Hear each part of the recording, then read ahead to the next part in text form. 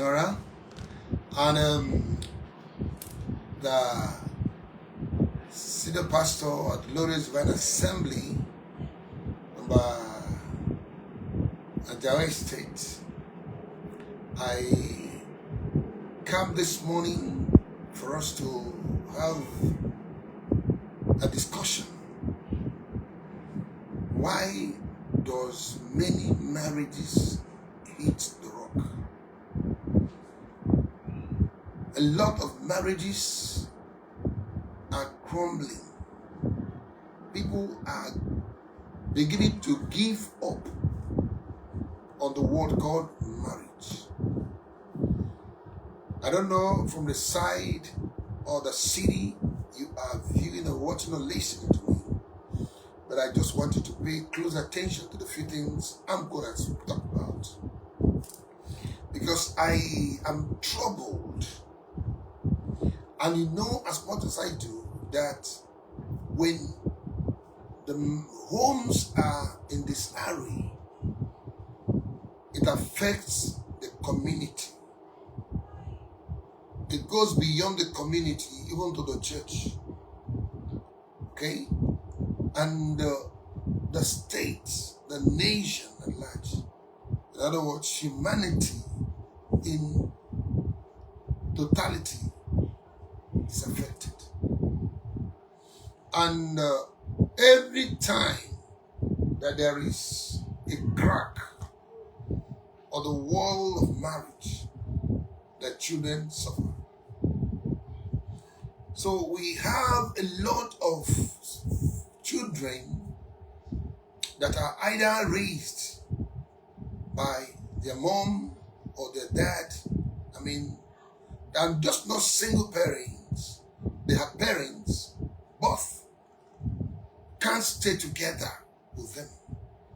Both. So it's either this one is using the children against this, or that is using it against this. You know, it's a terrible situation. So it hurts me the more. And I wonder how God feels when he look at these things. So this morning, I just want us to look at few things. 5 reasons why marriages fails. And I believe that God will give us wisdom to really look through them, x-ray as he should, and see how we can help ourselves to make it work. Because everybody has a role to play for marriages to work. Both the couple, the siblings, the in-laws, even the children, friends, community, all right? The church, everybody has a role to play. Because if we take for granted or neglect the institution of marriage solely to the couple, I tell you for free, the enemy will definitely show up. The enemy will definitely show up. So I think that's my thought. All right? That everybody, every hand will be on deck. Every hand should be on deck to see that marriages work. All right, so it is important that we look at this area. It's of a critical effect or important to a society. We have all kinds of charlatans, vagabonds, so to say, riffraffs, area boys, hooligans, criminals, kidnappers, ritualists, just name it all. They are not spirits. They are human beings. They originated from somewhere. Some people help to form these ones from the cradle. The school too. We shouldn't take that away. As a matter of fact, is also supposed to play a great role. So when we look at these 5 things I want us to pay attention to this morning as per reasons why marriages fail. Because I discover, just like we come across a lot of school of thoughts. A young man cited something a few days ago, saying that the reason for crash or marriage crumbling is because of this monogamy, pardon my English, this one man, one wife syndrome. That during the tenure or the lineage or the era of polygamy, I mean, one man, many wives, that the homes were sustained. Homes were sustained. Marriages were sustained. But when it becomes one woman to one man, all hell will let loose. That is his own opinion. I have nothing against those that want to marry 100 wives. I have nothing against it at all. But I am talking about the man and the woman that decided to stay together as husband and wife. Because the Bible never told us that there will be man and wives. But we can't take it away from the scripture where we've seen a lot of men that really walk with God and have plenty wives. We are not taking that away. But like I said, I want to set a major on one man, one wife. And why, even when they are one and one, why should the marriage break? It shouldn't be so. Because it will be easy, like I thought. It will be easier for a man to manage a woman, one, than to manage 100. It will be easier. So I see it as a load when there are many. But why they succeed is what we're going to talk about another day. You don't also need to take out why a lot of marriages that were of this sect too and didn't work, and they had a lot of rivals, a lot of wickedness, demonic practices. We can't take that away. All right? Because the Bible told us that a man who was going to the house of the Lord at Shiloh every year had 2 wives. And we're told that the first wife had no child. As at the time, the second wife divorced. And she was making mockery, just like we do see today. So it has been there. Why do marriages break? So please, let's hit the road or the ground running, like our president would say. The first reason why marriages break, please, that's my thought. Keep it for me and leave it for me. If it works for you, go ahead. First reason why marriages break is because of the foundation. The foundation. The Bible will always say, if the foundation be destroyed, the good man and the good woman can't work together. You can't put good mixture of the cement and sand and the blocks on the foundation that is wrong and expect it to stand. With all manner of irons you want to put on it, as long as the foundation is faulty, just a question of time. So the first reason why marriages hit the rock is because of foundation. And when I'm talking about foundation, I'm talking about the roots. The roots. So on these, we must go back. Why do people marry? Why do you marry? What's the reason for the marriage? Why do you marry that woman? Why did you marry that girl? Why? Why did you marry the man? Why do you marry this boy? Why did you marry? Why are you getting married to him or her? So if we don't establish that well and see the reason for engagement, then we will definitely face a lot of issues. Because many marry for wrong reasons. The parents want her married. The parents want him married. There's a lot of peer pressure. His friends are all married. All right? No, he was advised either in church or anywhere because he's living a life that is filthy, so to say. And they advise him to get married or advise her to get married. Then when that happens, it will be over. That's not a safe heaven. It doesn't change anything. So if we don't understand that, establish that, it will give us a lot of problem. Why do you get married? To who? Or to the man or to the woman? Why did you get married to this man or this woman? Because if you know the reason for engagement, you will do everything to keep it running. That's number one. Then number two, having known the reason, or like I said, the foundation. Then number two is right mixture. Right mixture. I pointed that earlier. Some months ago, I had a young man to come and mold blocks for me. And prior to then, the previous one that did that, the bag of cement came up with 36 pieces of blocks. And this young man was bringing 52 pieces of block from the same one bag. So when they told me, I knew, even though it saved a lot for me, but it's not going to work. It's not going to work.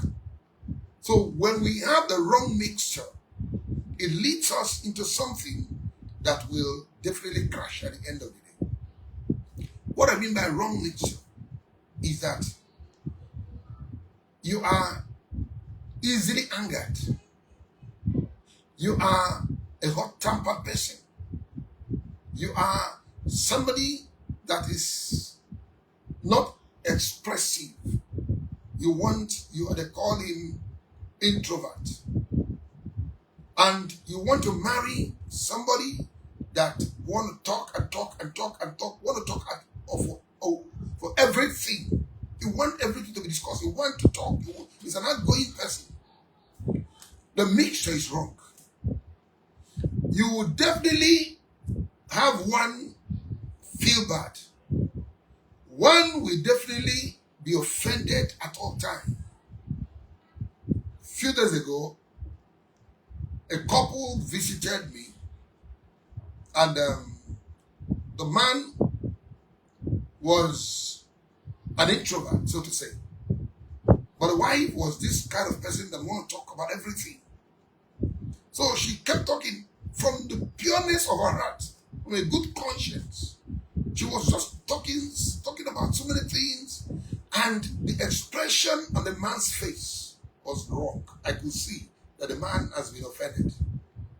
So I did everything possible to cut down on the discussion and to make sure the man's countenance or the man's state of mind was calmed. So while we were going to the car, I took the man back. I was trying to make him feel or understand. And the man said to me that he is tired. That the wife is talkative. That he's getting on his nerves. And that he's gotten it up to here. So I tried as much as I could to explain this thing to him. Listen, they have 2 children already. And the man is not finding it easy at all. He's not finding it funny. But unfortunately, the young girl, the innocent girl, meant no harm. So the mixture is wrong. And bet you me, the results definitely will not be too good.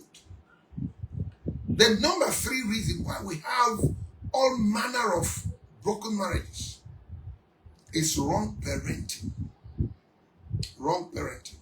The wrong parenting. I may not put them as it should be, just take them because of time. Wrong parent. You see, when a man is raised from a family where the wife or the mother rather is abused continually, the man goes out, grows up with that understanding that that's the way to be a man. Vice versa. When a woman, a girl, grows up from a family where the mother bullies the man, because most times all we see is the husband abusing the woman or the wife. We also see where the wife abuses the man. So when it's this way, the girl or the girl child grows up and understand that you must shut him to the man, you must bully the man, you must shut down the man. So she may go with the same understanding to her home, and that will not work. Right? So when we have these things sorted out, because until we be able to look at these critical areas, we will not see how to curtail or how to make an amendment that is necessary in the course of growth into marriage. Then number 4, which also I would have loved to dwell a little time discussing on that, but for time too, it's necessary. Number 4 is, I call it ego. No matter how much you raise a child, no matter how much you train your children, there are things you can't change about them. The only person that can change it is them. You see, I've seen people that were raised from a good home and they became wayward. I've seen people that were raised from a good biblical Christian family and they became very wayward. I've seen. The choice is what they made themselves. And come to think about it, where did Cain learn how to kill? Where did he learn how to kill? The father never killed. Even when the mother, even when Eve was exposed to be the reason why Satan showed up, the father, the husband stood with her. So where did Cain learn how to kill? So think about it. Like I said, it's something you can, by your own or at your own convenient time, ponder on and see why and how we can amend it so that we'll come back next time. We'll look at it from the point of question and answer. And you can make your own contributions. Please go to my wall and please make an input. Let's reason. Like I've said before, it's my thought. Then number 5. This first tradition, culture, and religion pattern, where you were told whatsoever you are seeing in a marriage. Do you understand? That marriage is for better, for worse. So when you now see, when you walk into marriages and you could see this and that and that and that and that, you discover that tradition, culture, and these had a red flag. So most times when people stay or want to stay, they never know that they were told the people of this whatever are not compatible. They are not marriageable. They are not people that they can, some people will tell you, and so down somebody cannot marry. So when it happens, it can't work. It can't work. So they see, they find reasons not to stay. They found reason not to move at all. But that's not true. These things are all, like I say, reasons why that people put up. People put them up to do whatever they want to do. So, on this last page, A lot of people would take advantage of that. The man, you know, as long as the man shut at you, just leave.